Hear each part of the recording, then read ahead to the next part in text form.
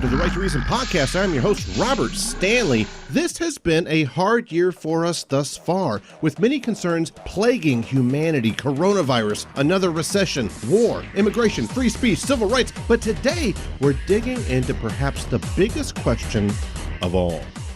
One you've likely asked yourself many times. Hell, let's be honest, we all have. Are birds real?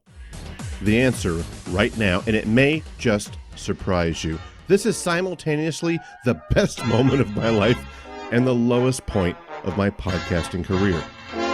Let's do this. It's the Right to Reason podcast. Oh, when the red robin comes bobbing along. I consider myself to be an average American. I wake up in the morning, wash my car, and I have an avid disbelief in avian beings. There is a pandemic happening! Wake up, you sleepy. Birds are a myth, an illusion, they're alive! Wake up, America! Wake up! God! Birds are real! Birds are real! Pigeons, not real. Eagles! Birds are not real, they're a myth, they're an illusion. Thank you for your time. It's meant to brainwash us. Wake up, America. Have you ever seen a bird in real life? Yeah. No, you've seen an Obama drone. I'm just trying to start the movement, man. There's a pandemic happening. I don't think birds are real. If that says anything, thanks a lot, Hillary Clinton. Ostriches, more like ostracizing, because birds aren't real, idiots. I will not move from this position until society has accepted the birds are not real. I'll starve. I'll die of thirst. No, don't thank me. I'm just doing my job. Sometimes I'll travel internationally, go to the Himalayas, just to breathe the drone-free air. We do not find this to be a humorous issue. This is serious. This is life or death. I made a snap already because there was already some birds up there flying around. I was dying laughing. My boyfriend and I had a 30-minute conversation last night in this spot about that. He believes it. I don't. We've seen birds procreate. I've found eggs. You watch birds procreate? Are you serious? What's bird shit? China is literally using bird camera surveillance drones today. What the actual fuck? Yeah, man. Peter, you're my favorite guest I've ever had, man. Not too crazy, folks. Not too crazy at all. Birds. Birds are charging on power lines. You know, we're letting people know facts, and doing so through. They're charging on power lines? Yes. That's fucking crazy. Get the truth out, you know, getting the word out. Birds. That's the thing. We are. It's all about the evangelism of the fettered gospel, getting it out into the brains of the youth. This episode of the Right to Reason podcast is brought to you by our patrons and contributors like me. We have all recognized the value of the unrestrained marketplace of ideas and have decided to make a difference. You can make a difference too. Contribute at patreon.com/right and learn more about your right to reason at therighttoreason.com. Your activism is appreciated. I'm talking to Peter McIndoe. Peter, you are not the founder of Birds Aren't Real, but you are a, what did you say it was? A selected representative? I am an official representative. I'm happy to be here. Thanks for having me. Yeah, man. I am really happy to be talking to you. I'm literally grinning from ear to ear. I want to tell you, and I want everybody listening to know, I find this whole concept fucking hilarious. So if I come off in any way disrespectful, please check that, man, because I mean no disrespect to you. The Right to Reason podcast, we do a lot of debate stuff. But most of my listeners, patrons, they're skeptical people, right? They like new ideas, but they like questioning antiquated ideas at the same time. And the conspiracy stuff is kind of just a guilty pleasure of theirs. This one takes the cake, dude. You don't believe birds are real. No, I strongly believe that every bird that I see in the United States is a government surveillance drone that was used to replace living birds after the government killed off 12 billion living birds across 1959 through 2001. Okay, when you say, oh my God, when you say every bird, are we talking about only like flying ones? Like, is a turkey real? No, so they did a very sweeping effort with the way that they were, because I'll kind of take it a step back. Basically, whenever the government decided to do this, they needed to kill off literally billions of birds. The way to do that is you can't go out with individual like archers or like hunters, like that's not gonna do the job. That would take, centuries. It's not enough. So what they did was they created a bird toxin, like a poison, that was contagious, and they used Boeing B-52s, like equipped with massive tanks filled of this toxin, and they basically just went and like crop dusted basically and just like spread this virus to all the birds to where it was a virus that was contagious. It only affected that species, only affected birds. So, maybe while the chicken or the turkey isn't as useful for surveillance efforts, the toxin was so contagious that it did affect every bird. And then so that there wasn't an imbalance in the ecosystem, these turkeys wouldn't, clearly people would notice if there were no turkeys. So the government kind of had to replace everything, but it was just part of the plan from what our sources tell us. So what am I eating on Thanksgiving? On Thanksgiving, what you're eating is synthetic meat. We actually have a whole video about this on our Instagram page, at Birds Aren't Real. Basically, what you're eating on Thanksgiving is the same type of meat that they're giving you at Taco Bell and McDonald's. This is actually Googleable. I would encourage your listeners to Google this. The meat you're getting at Taco Bell is estimated to be over 90% synthetic at this date. McDonald's, same thing. I think it's higher. I don't have the exact number on me, but I know it's over 90% synthetic, meaning it's fake meat. You make it in a lab. It's definitely not far-fetched to say that, the same meat we're eating on Thanksgiving is just simply synthetic meat, same thing as what these massive fast food corporations are doing. So, yeah. And just to reiterate that's at Birds Aren't Real on Instagram. You can also find all this information at birdsaren'treal.com. Indeed.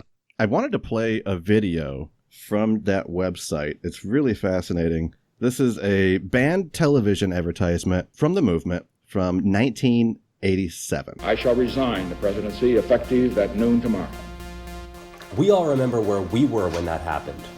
But what if I told you that something far greater was at play in this very moment? A saga of government corruption so entrenched in our society that to expose it would make Watergate a mere footnote in the pages of history. For the last few years, my team and I have been investigating the biggest crime ever perpetrated on the American people. Since the Eisenhower administration, the U.S. government has been committing genocide on the entire bird population and replacing these birds with sophisticated robot replicas, equipped with 5-megapixel cameras and a sophisticated tracking system that can follow your every movement. I know this is horrifying, but please remember, stay calm. It is estimated that by 2001, 90% of the birds that we see in the sky will actually be surveillance robots. We must act now to prevent this from going any further. Join us, and together we can make 1987 the year that we take back our freedom. Peter, right off the bat, that doesn't seem real to me, man. Like, I don't find that convincing. Like, that seems like it was faked. That's fair. People say that the moon landing, it was faked. I think with that critical angle, or kind of like with a doubting lens on it, obviously it's not a normative way of thinking, and you're gonna be critical, and that's fair, and I really respect that, honestly. But yeah, for everything I know, I was not alive in '87. I can't say I was there, but I do believe with all my heart that I know who the people in that video are. I know their story. That video is a great descriptor of what the Birds Aren't Real movement meant to the late 70s and 80s, before it got censored, of course. You also talked to an ex-CIA agent, and I want to play that for everybody in a second. How many people are in this movement, would you say, right now? Well, right now, if you're talking about, not official membership, just, general people in a movement, that's kind of how movements are talked about in our culture. It's just, Bernie's got 1 million people, or whoever's on board. So for us, that would mean we have 200,000 people on our Instagram. Our Reddit community has 270,000. Twitter has 60,000. I'd say there's about 500,000 people online, at least, that have notably at least marked interest in the movement. Other than that, we have something called the Bird Brigade, which is boots on the ground operation of literally hundreds of people across the country. We have them in every single state. They're in every major city. What we have is a system set up to where activism can be thriving in communities locally all over the country, because It's called the Bird Brigade? this matters. It's called the Bird Brigade, yes. And there's 2 different tiers of the brigade. There are members, so most of the people in the Bird Brigade are members. But once you've been in it for over a year and put up over 1,500 stickers or so, you get, and there's a couple other requirements. You get boosted up into an elder. So there are 30 to 40 elders in the brigade, hundreds of members, and they all report to the minister of the brigade, who's named Lauren, and she does a great job. So That's awesome. yeah, basically that's just about getting the word out, spreading the feathered gospel. If anyone that's listening to this, if anyone that's listening to this would want to get involved with the Bird Brigade, you can, and you can email the minister of the brigade directly at birdbrigade@birdsaren'treal.com, and she'll get you started on the first step of entering. And who knows, one day you may be an elder. Yeah, it's a this is totally something I would do. it's a tight knit family. It's cool. We have. Birds of the feather, right? That's awesome. Okay, I want to play.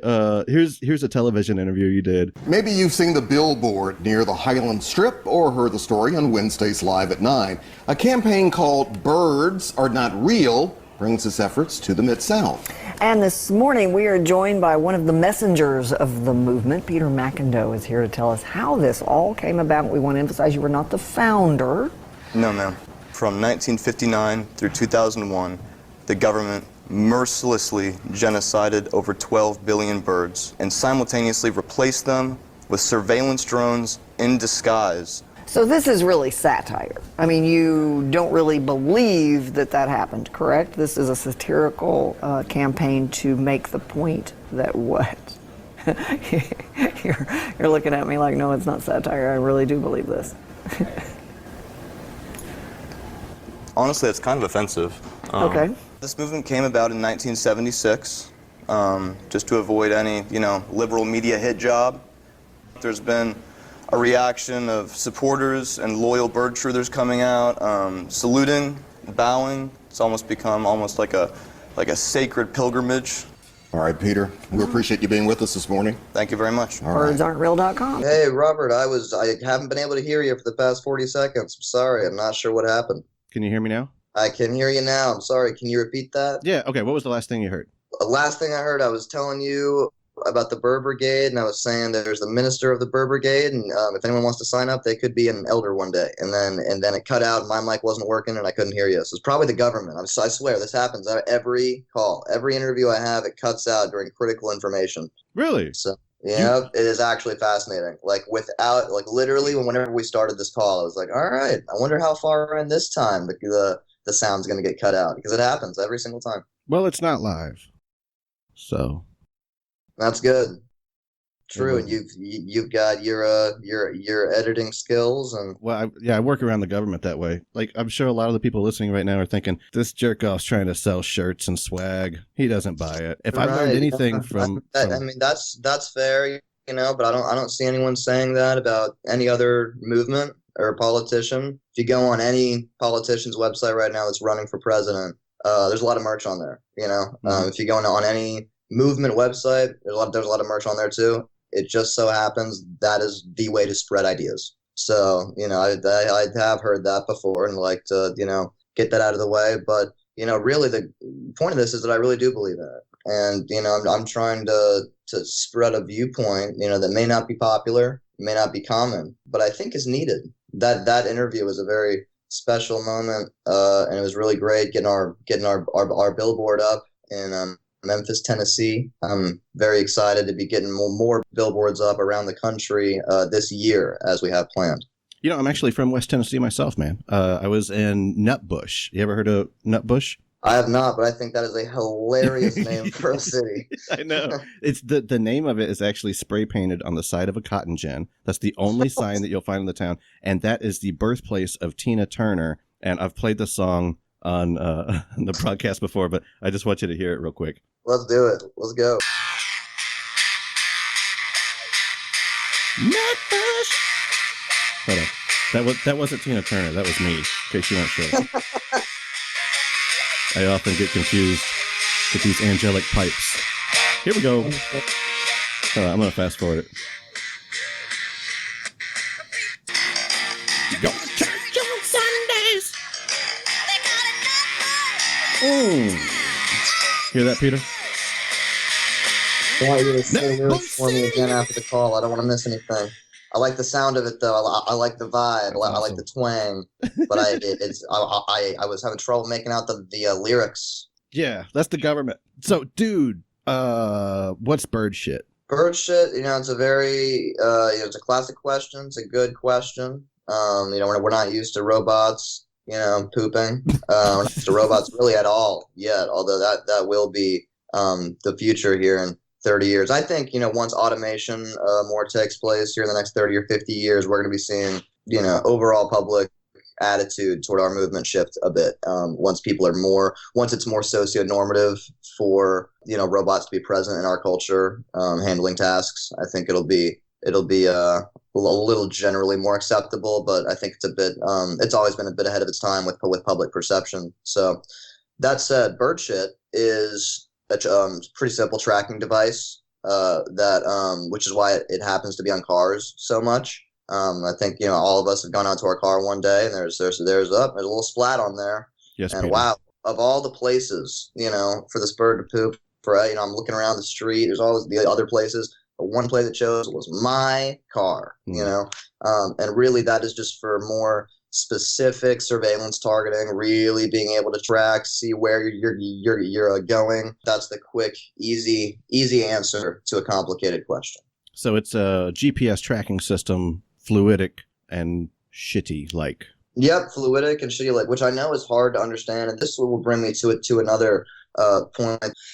We are not used to seeing technology in this form. We're not used to seeing technology in a liquid form. And with that, that's the point that I'll segue to, is that an argument I'll hear a lot is, okay, well, I go hunting. I hunt birds. Mm-hmm. I'm out there with my shotgun at 5 a.m. shooting down ducks, and I'm seeing some guts, and I'm seeing some gross stuff, and there's people that go out there, and I hear this all of the time, because of course that's confusing, because right now, the way we've grown up in the early 21st century, in the long span of things, is we are in the early ages of a technology revolution, and we are at a very clunky, primal time right now with how robots are developed and understood. Our understanding and the kind of the normal societal understanding of a robot is it has like a bunch of wires and metal and gears in it. Well, people are having sex with them now. Right, exactly. See, it's like it's really not all that way anymore. I think we'll be seeing more and more as time goes on. The line slowly starts to blur between, okay, what is a living thing? What is a robot?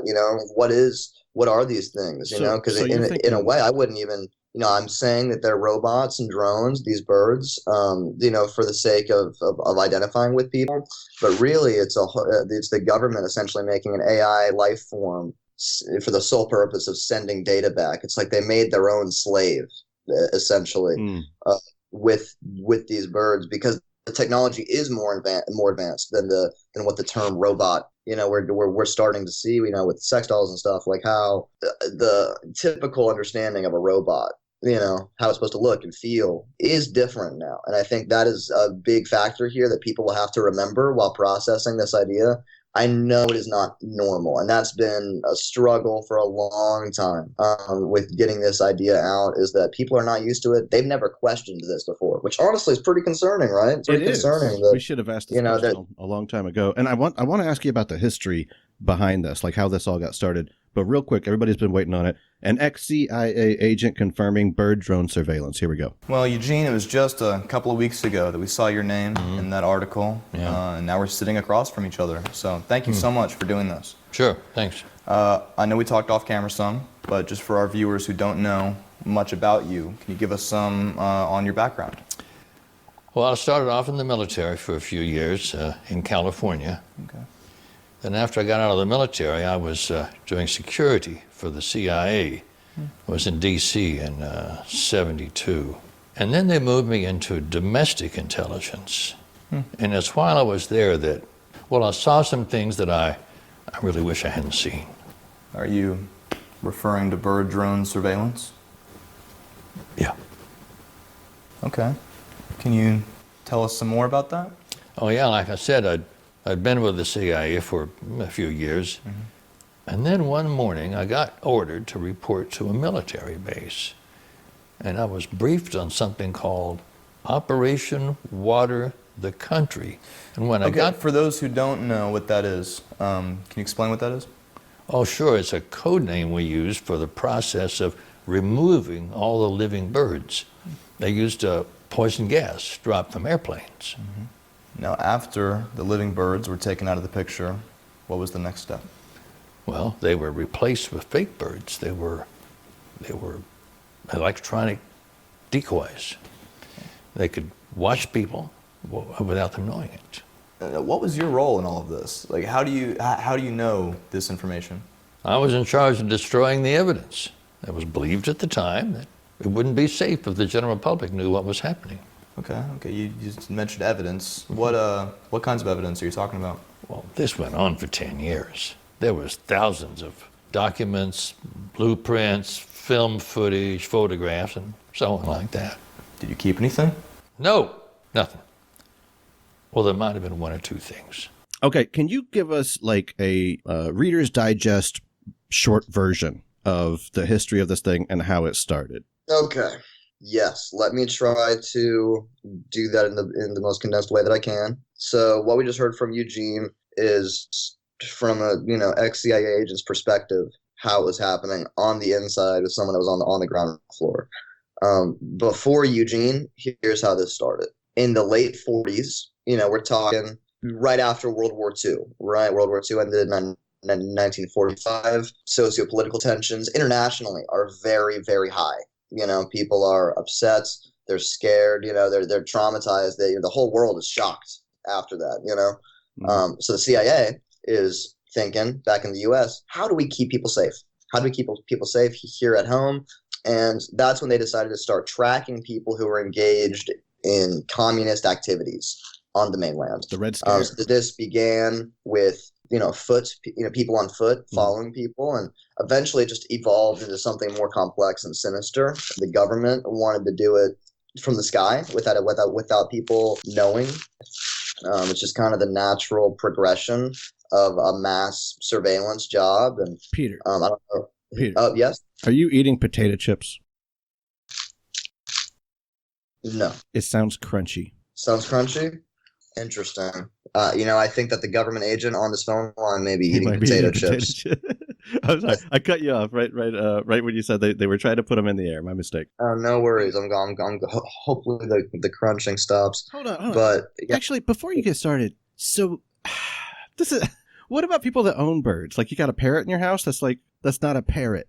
It's not a parrot. Yeah, that is a government surveillance drone, which is actually really creepy. And like, you are putting a camera in your house, which I mean is not super removed from what a lot of people are doing with their phones and like Alexas nowadays, so honestly it's more normal to have some sort of surveillance device in your home now. Like people who have a pet bird, I say that's no different than having an Amazon Alexa with a government chip in it. Do you believe in any other conspiratorial concepts? No, because I haven't seen the facts for them or the evidence. I've talked with people face to face, like Eugene. I've seen the footage. I've also seen literal tapes that they've sent to us. I've seen basically, when I say sources, we have people that are within the government. I do not even know their name. I don't know their gender. I don't know what they look like because it is so anonymous. There is a network of people trying to push this information out, but they cannot go public with it themselves because they are so deep in. So whenever I say sources, just for context, that's what I'm referring to. How would you falsify this, man? Like, how? I can't even believe I'm asking.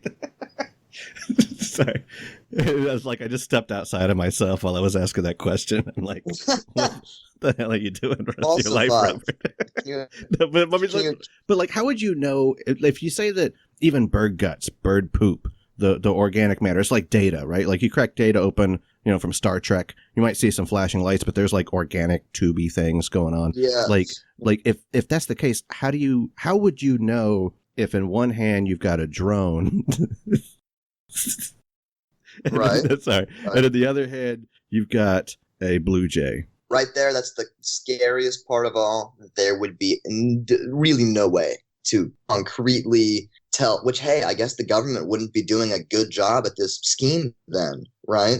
If that wasn't the case. If you could disprove it so fast like that, if there was some big difference. I mean, they're doing this on a mass level. We're talking 12 billion bird drones here, So it's like it would be noticeable if these weren't, very advanced technology that's made to look indistinguishable from an organic biological animal. But this wouldn't just be the government. Like we're not talking about the CIA, the FBI. This would be an international thing, right? Because they fly south for the winter, all that jazz. So you're saying there's actually a whole explanation for why they fly south for the winter. The government has radars set up around the borders, so that there's no the flyover rate is really right about at zero. And they have radars set up around every border, making sure no real bird comes in from other countries, and that the U.S. Maintains a robot fleet. That said,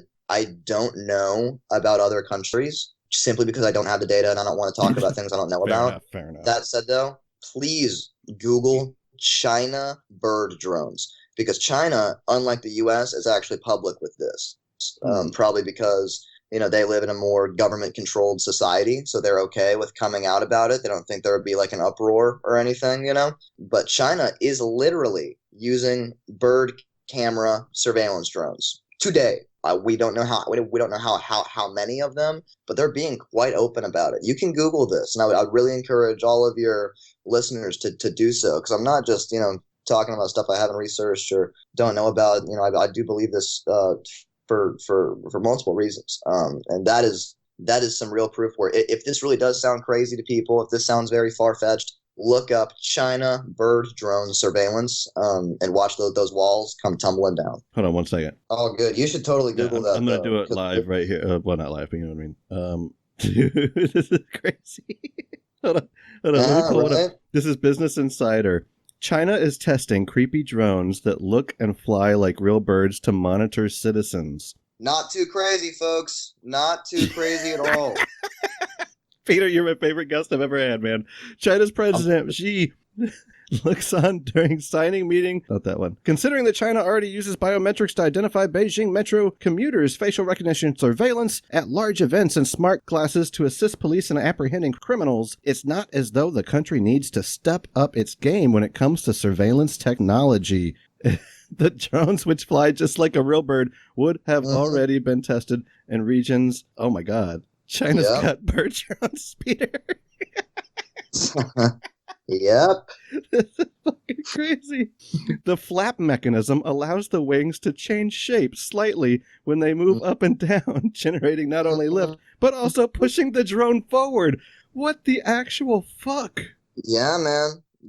So imagine if another government got on that 70 years in the past with more advanced technology and better people, and the technology of Nikola Tesla involved that they stole from him, and with all that combined, what you're reading right then sounds like stuff I get ridiculed for saying every day, but they're saying it in Business Insider, so CNET, South China Morning Post, Mirror from UK. It's real. Big Think. Big Think? Dude, Big Think says China is using bird drones to surveil citizens. Yep. What the fuck?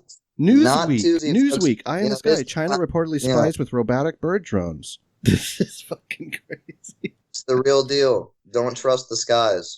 Real deal. Yeah. But I'd be happy to keep going about the history. Oh, please do. I interrupted you. I want to hear it. No worries.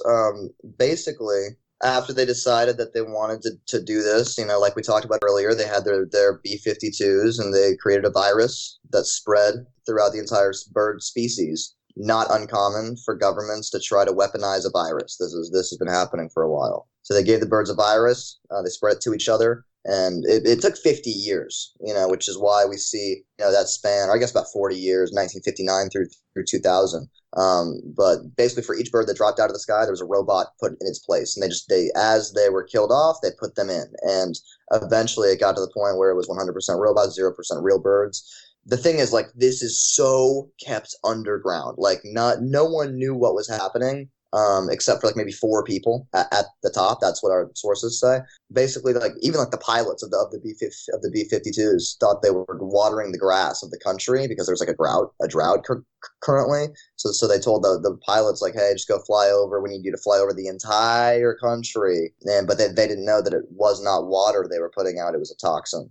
So basically, out of the people that really knew what was going on, one of them ended up being a whistleblower in the mid-1970s. To condense it, the whistleblower basically selected like a few young activists that were already like they had proven in their communities and cultures, like, hey, I'm able to push an idea out. Like I am already spreading and fighting for justice. So he selected a few of those people because he couldn't go out in public and share this information. If he did, he would have been killed immediately. One of those young people you watched in the video earlier from '87, his name is Clark Griffin. He was the original leader of the movement in the 80s. Because really, it wasn't even called Birds Aren't Real at the beginning. The initial name for the movement was the Bird Brigade, which is why that's what we call our boots on the ground operation. Really, this movement started off preventative. This was not meant to be just an awareness spreading movement. This was meant to be a preventative cause, stopping the genocide of real birds. And really, it was started by a lot of animal rights activists. That's who the initial whistleblower reached out to, were animal rights activists, because that person was concerned morally with the death of 12 billion living things, essentially a wiping out of a species on an entire country. Have you reached out to PETA? To PETA, I have not, simply because they don't take us seriously. They've joked about it in the past, which is crazy because they don't understand that we're on the same team. Right. Really, our problem was we started off as preventative animal rights, fighting to stop automation, stop mass unconsented surveillance, and we're fighting for the real birds, the real animals. But no one listens because the Bird Brigade started in the 70s, went on all throughout the 80s, and Clark would go take tours around to different colleges, stand on podiums and stuff, trying to preach the feathered gospel. And eventually, their entire operation just got censored and shut down. Movement leaders started to go missing, and as a result, the public never found out about the bird lie. Clark went missing as well. The entire movement collapsed, and it was successfully censored until recently, about a decade ago. Because of course there are a lot of bird truthers. He had gone around to colleges. He had spread the information. The idea has been out there since the 80s. But that's really we see a renaissance of our movement now in the mid, in the 2010s, because it's harder to censor something in the internet age.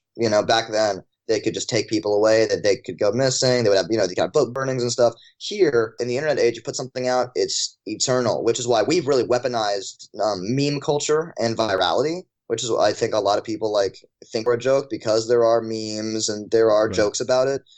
What those people don't understand is that the meme is the modern day parable. And here at Birds Aren't Real, we treat that knowledge like modern day apostles. We're spreading the truth through the memes, letting people know birds are charging on power lines. We're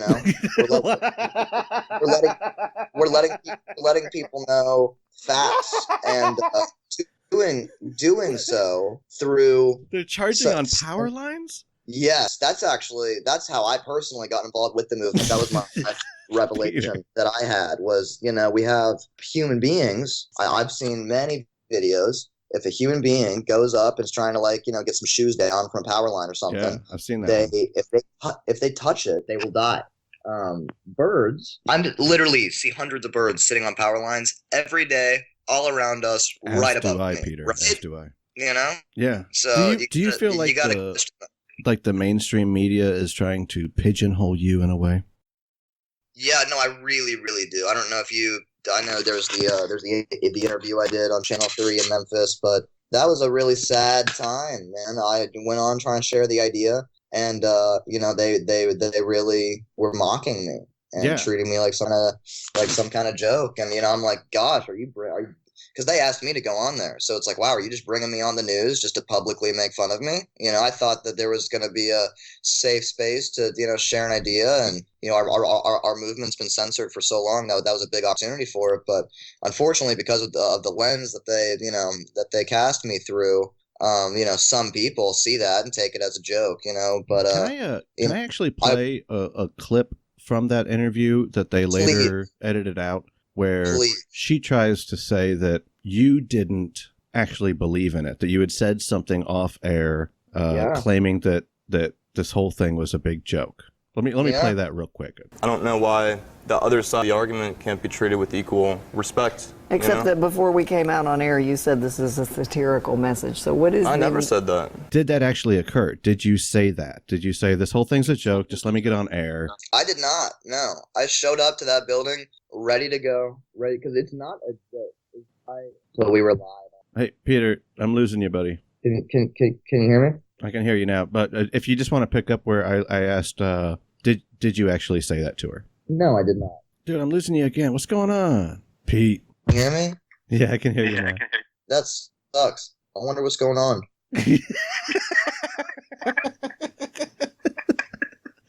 I can hear myself back. I'm telling you, it's the government, dude. All right.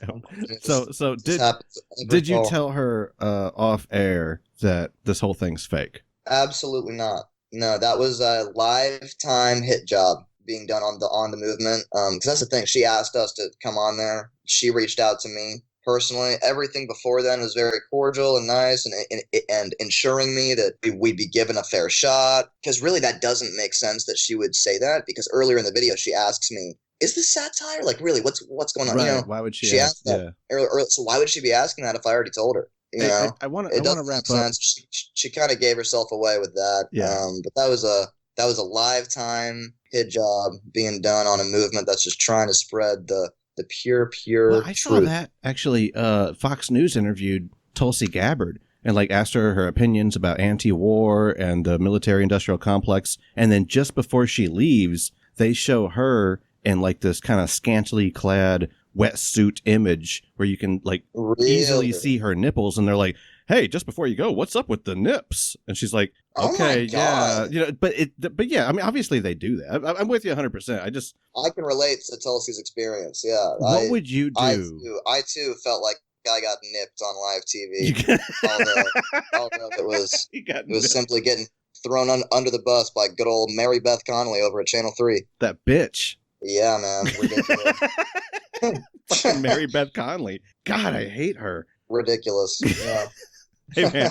I got to get out of here. Thank you so much for your time. I know you got a lot of bird stuff to do. Anti-bird. A lot of activism. Yeah, we're actually going down the street. I'm in Arkansas right now, and Elizabeth Warren is in state currently, so we're going to be going to a rally of her. And are you going to be presenting? To confess to everything that she knows. You're going to be presenting "Birds Aren't Real" at the speech? Yes, be expecting to see a lot of us in the year of 2020. Well, we're really going to make our political voice known as everyone else makes their political voice known. You know, I mocked your whole mission and said maybe you're just trying to sell T-shirts, but actually I was just looking through your apparel stuff while I was saying that. There's actually some pretty fucking cool stuff you can get, like hats and shirts or whatever. Everybody check that out. Yes, there's plenty of ways to get the truth out, because really the goal here, get the truth out. You know, getting the word out. That's the thing. We are. It's all about the evangelism of the feathered gospel, getting it out into the brains of the youth, into the minds of the world.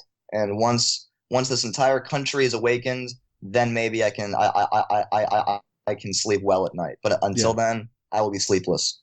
Peter, I'd love to have you back on. You are by far my favorite guest I've ever had, because at the end of the day, I want you to feel tweeted well. Thank you. Very nice. I have felt very, very well treated. It's been an honor coming on. Thank you so much for having me.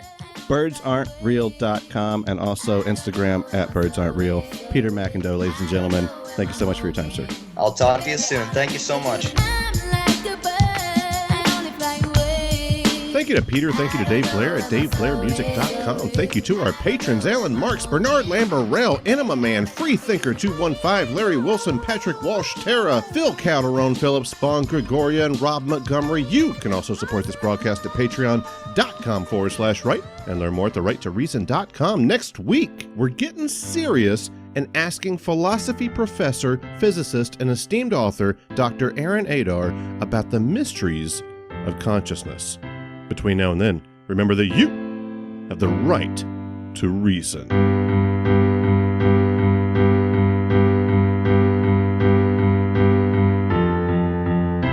Wake up, sheeple. Birds aren't real. Birds aren't real. Birds aren't real. Birds aren't real. Robert, everyone knows that birds aren't real. Birds are watching you. Motherfucker, birds aren't real. Birds aren't real. I don't believe in the avian lie. I just want you to know, I fucked your mom with a dead bird. This has been the Right to Reason podcast. You feel good about that? Feeling great about that, man. Yeah, all that's good to go, good to use. Sorry, I kept laughing, but it's some of that shit, dude. Some of that shit, you were hilarious. I appreciate the platform to share the concept.